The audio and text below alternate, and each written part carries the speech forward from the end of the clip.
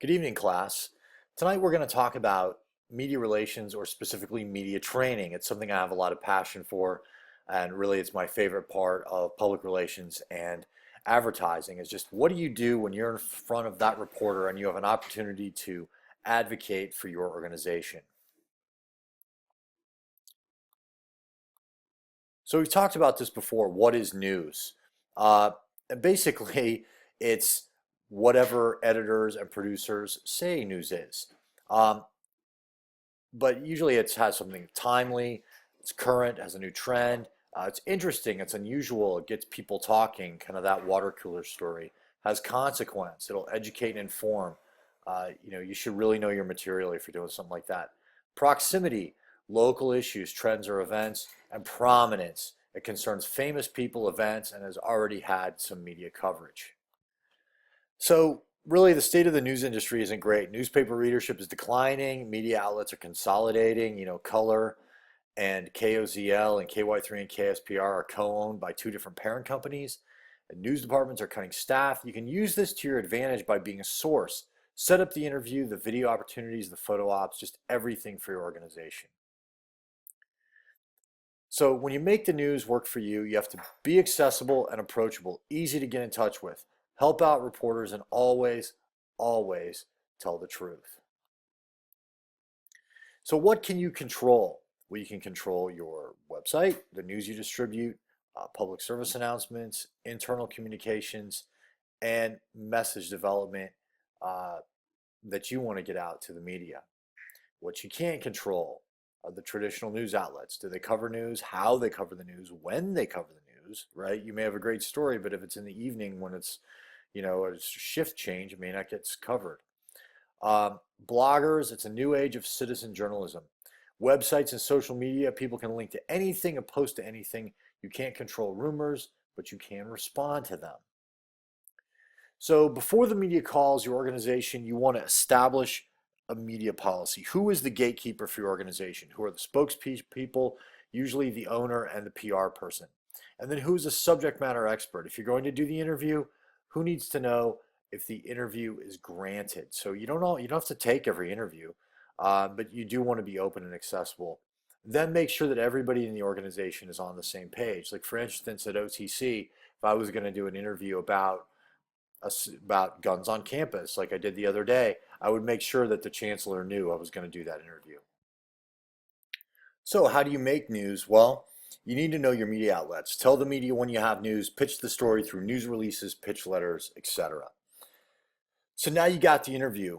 You got to know your material. Don't read it. Don't make it a commercial for your organization. That will turn off a reporter, and then develop your key messages. So how do you do that? Well, this is a messaging box. Maybe too much for an everyday interview, but I've used it for major issues, especially when I defended Access Missouri for Drury students. Yeah, you see you have your 4 key talking points and then your key message there in the middle. So this is also a message box I created for Greene County Democrats. It was a few years ago. As you can see, it's for same-sex marriage. The middle is your main message. Around it are 4 talking points. Could be 3. Then under each of those talking points, you have supporting evidence, statistics, historical information, etc. This was just an example because at the time, the president had not come out in support of gay marriage.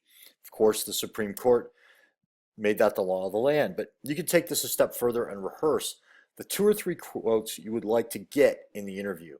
But remember, see here, the key message was stand up for fairness, vote for Obama, and support gay marriage. Got a lot of different types of interviews. If you get an email interview, it's easy. Phone is good because you can have your talking points in front of you. If it's in person, you have to know your talking points. Sometimes you might be live on camera, but the host is in a studio interviewing live in a talkback format. In studio is similar, but you're in the same room as the reporter. Satellite is similar to a talkback interview. Then there's the ambush interview. It's a hostile interview. Best way to handle that is I'd be happy to talk to you about this issue. Can we schedule something for later today? And then an editorial board meeting is with a newspaper, usually set up by the organization. Maybe have one of those a year with our chancellor. In a print interview, print people always want more information. How much did you spend on the project? How long did it take? They want lots of numbers. Got to have all of that or be ready to find it. Stand up if you can because it gives you more energy. Everything is always on the record with all reporters, always. Radio interviews are shorter unless it's an interview program. They're just looking for a soundbite. Don't ramble. David Manuel is the right choice for jury to lead us in the changing landscape of higher education. Or paint word pictures if you can. Jury will welcome hundreds of nervous young students with carloads of clothes and books on move-in day this Friday. Again, stand up if you can. It gives you energy. And then try to repeat your organization's name in the soundbite. For a TV interview, on camera, on site, there's two types of stories, a package and a VOB. A VOB is called voiceover soundbite. Basically, the anchor reads the story under some video, and then there's a soundbite that would be you.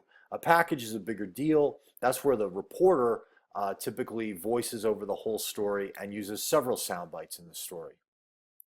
But always speak in soundbites. Body mechanics for television, you want to sit up and lean forward just slightly. Don't lean back and don't sit up straight with perfect posture. Leaning back looks like you're bored, and sitting up straight looks unnatural. Don't be shifty-eyed. Keep your eyes on the reporter or straighten the camera if it's a talkback. And move your body, your hands, your head. It's just natural. People speak with their hands and move their head and things like that when they talk. In an on-set interview, you have to coordinate these far in advance, usually a midday or a morning show. You can provide photographs or videos. You can have props. Food is great if you're any kind of a food organization. If it's an informational interview, give them some talking points, not questions. Reporters hate to have questions ahead of time, but you can give them some talking points where the discussion will go. Wear solid colors, no really busy patterns. Ladies, of course, you're going to wear makeup. Guys, if you have a 5 o'clock shadow, wear makeup or shave before going on. But don't wear makeup if you're a guy unless you're really confident about wearing it. Interview don'ts. Don't be a wimp, but also don't guess or speculate. It's okay to not know unless it's something that you obviously should know. Don't play favorites. If there's news, give it to everyone at the same time. Unless you have a pitch, target that pitch. That's usually for a feature. Also, if you realize that the facts of a story have changed or you realize you were wrong, correct the record, even if it's something small. Hey, that guy graduated in 1980, not 1981. And so you have rights to know things in an interview. You have the right to know the topic of the interview, not the questions, but the topic. You have the right to set the time of the interview or the time of the news release. You can set a limit on the length of the interview. I've got 5 minutes. Know who the reporter is with whom you'll be speaking. You have the right to know that. You can ask who else the reporter is interviewing. You can give the reporter some background information in writing ahead of time.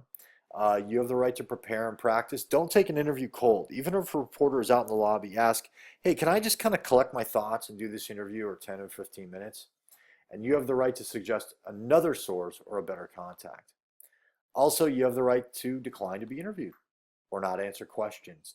Although in the court of public opinion, if it's a crisis and you refuse to be interviewed, you're guilty.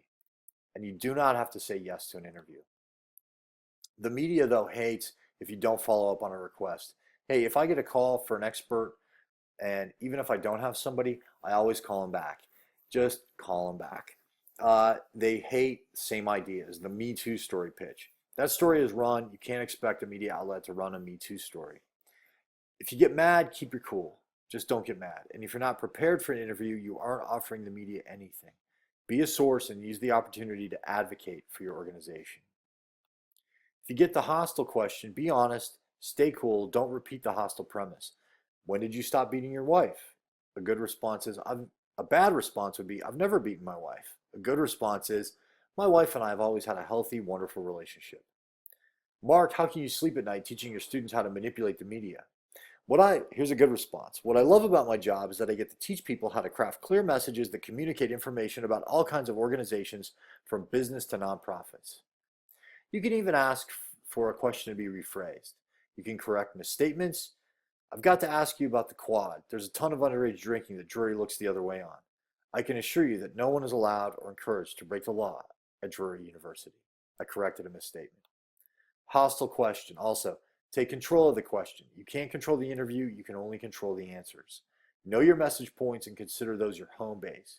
You can't blow off questions, but you can use your message points to craft those messages. Rehearse, rehearse, rehearse. Practice answering the tough questions. Final words of caution. If you say no comment, you might as well say, I'm guilty. Refusing to talk about or to the media will not make the story go away. You can decline an on-camera interview and put out a written statement, but no comment and refusing to talk to the media block your ability to get out your side of the story. Instead of no comment, say something like, I have nothing to say about that topic.